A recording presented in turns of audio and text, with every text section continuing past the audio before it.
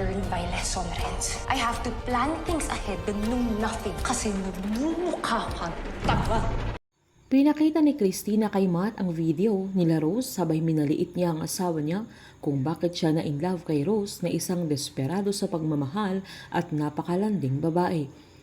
Dahil dito ay mas nadismaya si Matt sa ugali ni Christina na masyadong mapanghusga at mas inaapi na naman niya si Rose dahil sa pagkakamali niya sa nakaraan.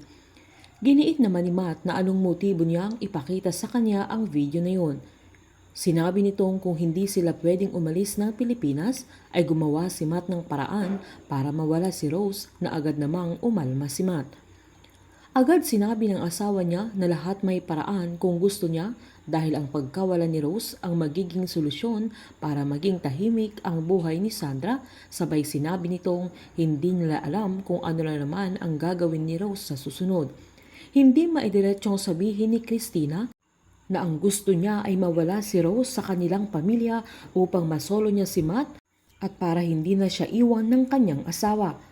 Sakto namang dumating si Sandra na napakinggan niya ang sagutan ng mag-asawa na agad niyang sinabi na hindi na niya hahayaang masaktan pa ulit ang pamilya nila at hindi na siya gagawa ng ikakasira nila, sabay sinabing gagawin niya yun kila Rose na napangiti naman si Christina dahil siya ang sulsol sa pang-aapi ni Sandra sa mami niya at gagamitin niya ang dalaga para makuha na niya ng tuluyan ang kanyang asawa at siya ang magmukhang karapat-dapat at hindi si Rose.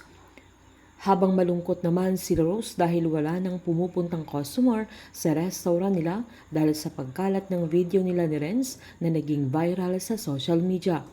Apektado silang lahat sa mga nangyayari dahil maging ang mga kaibigan niya ay sa restaurant niya umaasa upang mabuhay at magkaroon ng gagamitin sa kanilang pang-araw-araw na pangangailangan. Habang nagsusolong uminom naman si Sandra sa kwarto niya ay pinuntahan siya ni Matt upang kausapin niya ang dalaga. Pinaalalahanan niya ang kanyang anak na kalimutan na niya ang mga nangyari na hindi niya kailangang maghiganti pa. Giniit naman ni Sandra na wala na siyang pakialam sa kanila pero pinagtapat ni Matt na nalaman niya ang tungkol sa ginawa niya kung paano naging viral ang video nila Rose. Hinambing pa ni Sandra kung ano ang gagawin ng daddy niya kung may businessman na nanloko sa kanya, na hayaan na lang ba niya ang bagay na yun na hindi ba siya gagawa ng paraan upang maibalik ang nawala niyang pera o hindi ba siya gagawa ng paraan para lahat sila ay magdusa at ma-realize nila ang kanilang pagkakamali. Malalaman ni Rose na si Sandra ang may pakanan sa pag-upload at pagkuha ng video ni Renz kaya pinuntahan niya ang dalaga upang paalalahanan na ang ginagawa niyang paghihiganti ay hindi lang sila ang nasasaktan pero mismo sarili ng dalaga ay nasasaktan din niya. Pinamukha naman ni Sandra na walang kasing sakit ang ginawa nila Rose at Renz sa kanya kaya ibabalik niya lahat ang bagay na yun at wala siyang pakialam na kahit masaktan pa siya. Malalaman na ni Sandra na may taning na ang buhay ni Rose. Ito kaya ang magiging daan para mapatawad na niya ang mami niya. Painit ng painit ang mga tagpo, sabay-sabay po nating subaybayan ang advance episode ng Unbreak My Heart dito po sa aking channel.